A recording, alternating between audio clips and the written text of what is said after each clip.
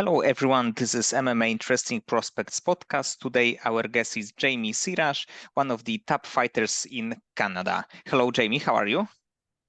I'm good, my man. How you doing?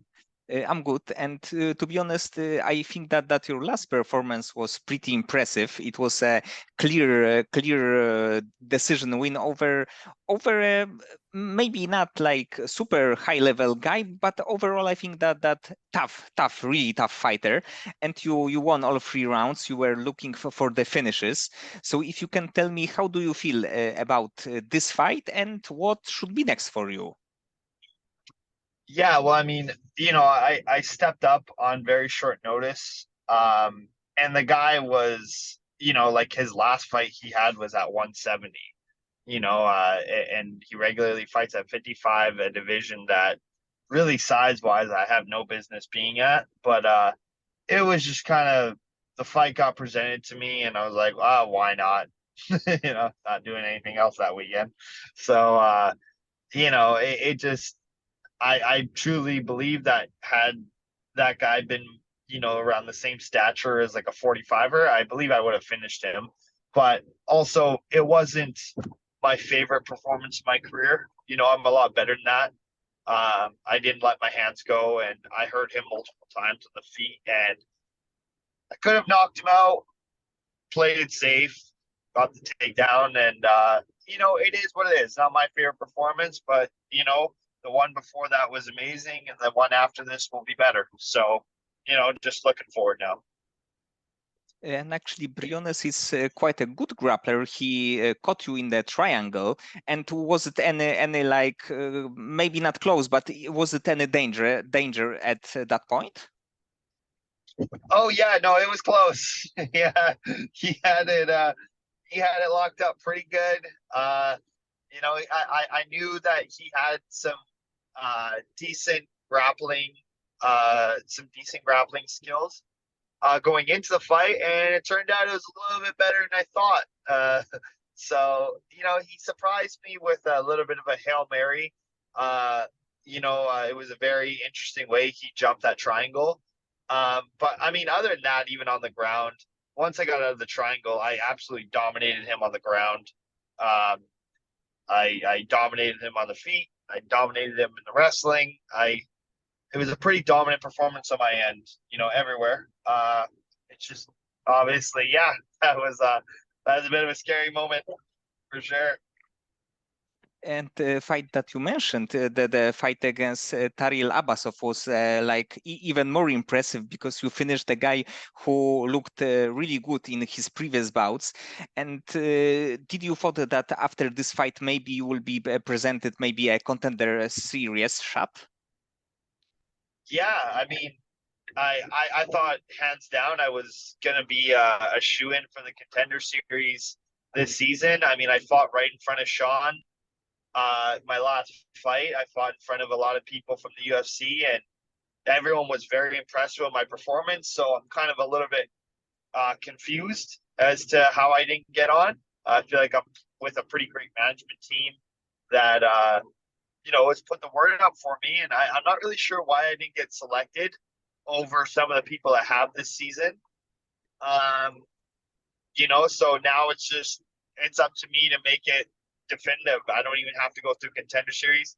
I just got to keep smashing people until I get signed to the UFC directly. And whether I got to go on a crazy run here in Canada or I got to go take out some ex UFC guys all over the world, I don't really care. I'll do whatever I need to. I know where I'm going. I know I belong in the UFC. I know I'm one of the best in the world. And, I'll just keep proving that as many times as I have to. And you are on the 8 fights winning streak, which is a quite crazy thing. So I think that there should be no doubts right now that you are on the UFC level. It's like not a matter of question or doubts. Yeah, I mean, 8 fight win streak. I'm one of the. I was looking at the rankings of the people, top prospects in North America, and other than two other guys that are now signed to a big promotion, I'm the only person on their Tapology that is on an 8 fight win streak. I'm and not only am I winning these fights, I'm dominating these fights. I'm smashing everyone. Other than Abasov, I haven't lost a round of fighting in 8, 9 years.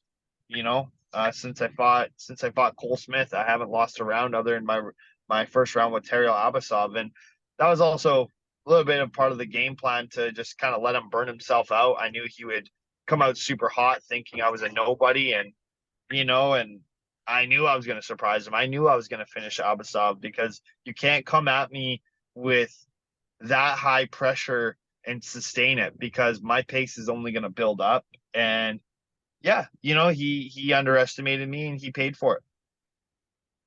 And you did, I think that another really cool thing, because you were a champion in two biggest Canadian promotions, Unified MMA and BFL. And I'm not sure if it's anyone else except you that holds belts in two promotions. Yeah, no, I was the youngest Canadian champion on a regional scene since Rory McDonald. Um, and then right after that, about a year or two later, I won the unified belt, and I did it both against really. One of them was an undefeated prospect I did it against, who had the only win over at the time. He's the only guy to have a win over me. So I avenged that loss in pretty dominant fashion. I choked him out. And then I fought a really, really high level guy in Michael Hay, where I was a big underdog in that fight as well. And then I knocked him out in the fifth round. Um, so yeah, I mean, I feel like everything that everyone's doing on this scene right now is, yeah, I did it at such a young age already that it's cool to say that I had that on my resume, but I'm after one belt. That's the UFC belt, and it's cool to say that you're a local regional champion, but at the end of the day, that doesn't mean shit. You don't bring those titles in, with you when you go to fight. I can't rest on my accolades. I'm looking to do bigger and better things. I'm not trying to be the toughest guy in my neighborhood. I'm trying to be the toughest guy in the world. So, um, it's cool. Very grateful to have those opportunities, but at the end of the day, I just got to keep winning till I get in the UFC and watch the win streak continue there. And when I checked your topology page, you made your amateur debut in 2011. So it was a really long time ago. So you were 17, I believe. There's two fights on my amateur record that aren't there. I made my amateur debut in 2010. So even crazier, I made my amateur debut on a night that Bill Mahood had his retirement fight. So yeah, man, I've been in this game for a very, very long time.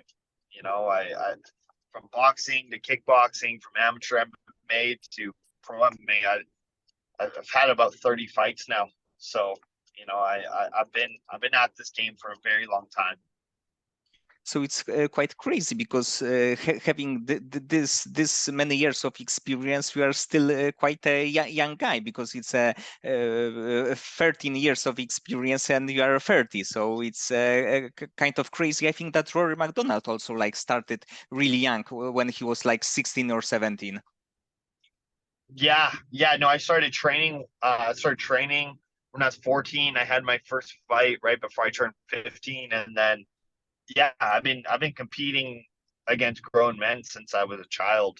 That's all I've ever known is, my first fight ever. I was 14 years old and I fought a 23-year-old up in Prince George, and it's no I'm no stranger to, competing. It's all I've done for over half my life is compete. And it's been a crazy journey with a lot of ups and a lot of downs, but I've been at it for sometimes I almost forget how long I've been at it for. And what was the reason overall to go and start your MMA journey? I just I felt a calling from a young age to be a warrior. I think a lot of things that kind of happened throughout my life kind of led me on these like a little bit darker paths, and then once I found MMA, I was addicted to it. I felt like I struggled my whole life to find an outlet. I sucked at team sports. I hated playing them. I didn't like abiding by rules, and I felt like I always had a little bit of like an aggressive side to me.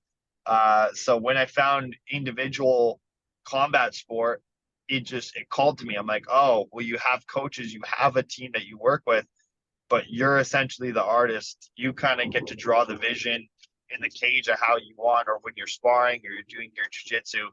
It's an individual sport, and I like that. I like that I'm in control of the outcome, and that's why the sport is the highest of highs and lowest of lows. If when you win, you're the man. You're the one who did it. You lose, fuck, no one else is to blame but yourself. So it's a crazy journey of just a lot of highs and lows of lows. And I like that. I like that I'm in control of my destiny when I fight. And yeah, like I said, I've just always been pretty aggressive since I was a kid, and like to play rough. And also, you had a few years break between your fights. It was from 2019, I believe, to 2023. And was then a like particular reason for this kind of time of the sport? Yeah, I had a pretty scary battle with my health. I had a pretty horrible autoimmune disease that was attacking my body's connective tissue, and I ended up really sick in the hospital. I ended up septic multiple times. I had to be placed in a medical induced coma. So I was really struggling with my health for quite a few years. I had a very rare autoimmune condition in my brain that was, causing me to have seizures, and doctors couldn't really get an answer for it. And it was just a really long journey of figuring out everything, what was happening to my body, and it took quite a long time. And with the help of a lot of people, I managed to get a medication that, yeah, that just put my life back on track. I worked with a really good medical team that really kind of,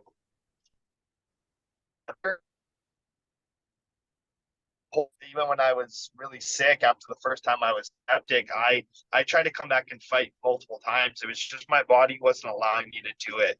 I had a fight scheduled with Mateo Vogel, and then unfortunately I had to withdraw from that. And then I had a fight, a couple other fights on Battlefield that were supposed to go through, and they just unfortunately didn't. Kind of just shit luck on my end, just in the sense of my health being able to hold up. But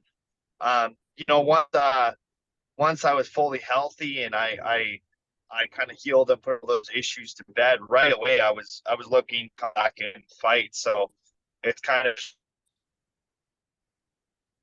journey. Seems like it was really long time ago, dying. So I feel pretty blessed to be where I am right now in my life, healthy, back competing and doing what I love. And I think that it's quite impressive that you have this kind of mindset that it was a really tough situation, but right now you were back, you won 3 fights, you looked really good, and probably when you were the like in 2020 or 2021, the most sick, let's say, you there could be a doubts in many people's mind that maybe this is this is end for me, and you still decided to do it, and you were back and you actually did amazing things in the cage. Yeah, yeah, no, I mean, at one point I thought the road was done too, but that's just because, at that point I thought I was gonna die. So I didn't really. It wasn't about coming back to compete anymore. It was just, how much time do I have left? But now, once I knew that I could survive this and this was a fixable thing, my mindset shifted immediately. Right away, I was like, okay, if there's a will, there's a way. and I did everything I was supposed to. I did everything I was supposed to every single day to get back to where I am now. It was not easy, but now after going through it, it's made me such a hungrier person. It's made me like really prioritize what I want in my life, and I feel so blessed to have like such amazing people around me and to have such a great team and so many people that believe in me, coming back. I feel like I still haven't shown the best version of myself since I've been back. And I really feel in my groove now. And I really feel like this next fight, people are going to see that the killer that was on the scene right before I got sick, he's here, but he's actually better. And I'm really excited to compete again and show that version of myself. I feel like my first couple fights back was very had this lighthearted spirit behind it in the sense of just grateful to be back. But now I'm on a mission to prove I'm the best featherweight in the world. I also wholeheartedly believe that I'm the best bantamweight in the world right now too. If I drop down right now, I believe I smash every bantamweight on the planet. So I'm just in this mindset of I just want to cause as much havoc to both these divisions as possible. So, I'm back down at 35 if the right fight gets presented to me, and I still actively compete at 45 as well. So my plan is I want to be a 2 division champion in the UFC, and that's what I'm after. And I just want to fucking destroy all these guys and make it look not even remotely competitive. That's my new focus. That's the energy I'm bringing into these fights now. Is I want to be a 2 division UFC champion. And how tough for you is the weight cut to bantamweight division? Yeah, I'm pretty big, pretty big. I feel that if I can get my body into that position where it's healthy, and I've made it before walking at the weight I am right now. It's a big cut for sure, but I'm strong as an ox at 45, and I feel like I'll just be a bully at 35. I feel like whoever I want to grab a hold of and ragdoll, they have no choice. They're going down. I feel so strong at 145 where I feel like I always have the strength advantage. So carrying that stature now at a weight division where I'll have the height and the reach as well on top of that, I feel like it's just going to be such a problem for all of these guys to deal with. So, I feel like my skills are at such a high level where I can fight in both divisions. There's obviously a lot bigger 45ers, but if you look at the best guys in the world at 45, they're all 5'6", 5'7", 5'8", and that's right where I'm sitting at. And I'm walking, at the same weight that all these guys are. And I also know my frame can also make 35. So I feel like I'm in a great place in my career to go terrorize 2 divisions. And before you mentioned your team, and in what gym you are right now training in? Is it a Pinnacle MMA? Yeah, I train at Pinnacle Martial Arts, Coach Dennis Kang, Achilles Estremadura, Radley De Silva, Naveed Zingane, are my main training partners. We have so many young up and coming guys, a lot of veterans. We got a lot of guys that have a lot of experience. We got Tristan Connolly who's in there. We got Josh Kikowski and a lot of our amateur guys that are coming up. Mentioned Tristan Connelly, and it's quite crazy that he won a fight against Michel Pereira a few years ago, and it was a quite big surprise at that time. Yeah, Tristan's an animal. Don't ever sleep on Tristan Connolly. That guy has been brought in to lose on so many different occasions throughout his career. And he's not only beaten them, but he's smashed all of them. Tristan is, man, if people watch Tristan's last fight, if they watch his last fight in Battlefield, they have no clue who Tristan Connolly was. Tristan Connolly in the UFC, like I thought he won his fight against Darren Elkins as well. I don't know why the UFC cut him. To be honest, he was making a real noise at that division, and Tristan's fights on the local regional circuit. This guy has gone to war so many times, and Tristan's the prime example of just never quitting and giving up. That guy was 5-5 at one point, and he turns his career around to 15-5. You know, Tristan's a beast. He's an absolute animal. And also the names that you mentioned, Radley and Navid, they are one of the best fighters in Canada on the Canadian scene. So it's I think that your trainings or sparrings can be really, really interesting to see. Yeah, man, me and Radley and Navid and Achilles, like our sparring sessions are more entertaining than most of the fights you'll see. You know, I watched Contender Series last night. Man, you would have rather have tuned into our sparring 2 weeks ago getting ready for our fights than some of the fights I watched last night. You know, Radley is so dynamic. He's so creative. Navid is just a powerhouse, and Achilles is kind of the unicorn who has it all. He's got power, speed, wrestling, jujitsu, athleticism, experience. We have such a good dynamic to our team in the sense of we have one of the best boxers that competes in MMA. We have one of the best kickers that competes in MMA. We have one of the best wrestlers and probably the most well-rounded fighter in all of Canadian MMA and myself right now. You know, I feel like my ability to do it all at a very high level. And we just have like such a good energy and we vibe off each other and we make each other better every single day to the point where it takes a special someone to be able to beat someone like myself or Radley or Achilles or Navid. Because of your talent, there is no question that it is a UFC that you are on the UFC level. Do you have a name in mind from the UFC in bantamweight or featherweight division that you'd like to face? You know, to start, I would like to fight anyone that was on the last season of the Ultimate Fighter. You know, I was supposed to be on that show. You know, I know they signed Nate Fletcher, Con Offley. You know, I feel like there was a couple guys that I was preparing for, getting ready for the show that are kind of the entry level guy that I would get on my first fight.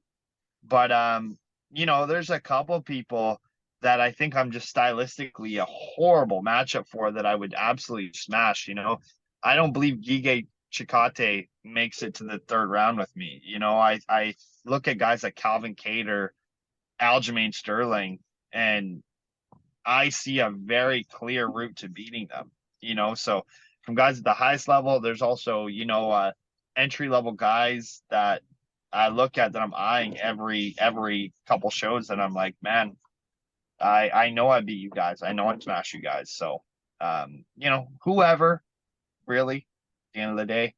But yeah, I kind of have my eye on everyone to be honest. And outside of fighting, when you are not training for the fight or you are not helping any of your training partners to prepare for their fights, do you have any like additional hobby or passion, something like this? Eating as much food as I can with my girlfriend. That is it. That's all, you know, I hang out with my family, just chill with my girlfriend, go to the beach. That's about it, you know. Eat as much food as I can while I can before I have to cut weight again. That's pretty much it, man. And yeah, other than that, not really. I'd like to tell you something interesting, but that's the truth. I like shooting the shit and eating food. So maybe in your UFC debut, it will be a lightweight fight. Yeah, hey, I would do it if that means it gets me in there. No problem. Sean Shelby, I'll fight at 155. No problem. Okay, Jamie, so many thanks for the conversation. I think that you are one of the guys on the Canadian scene that you are on the UFC level, and it should be a matter of time when you get a call. And I hope that it will be maybe this year, maybe early next year. But your place is there, no question about it. I appreciate that, man. Thank you so much for the conversation, bro. It was really nice talking to you.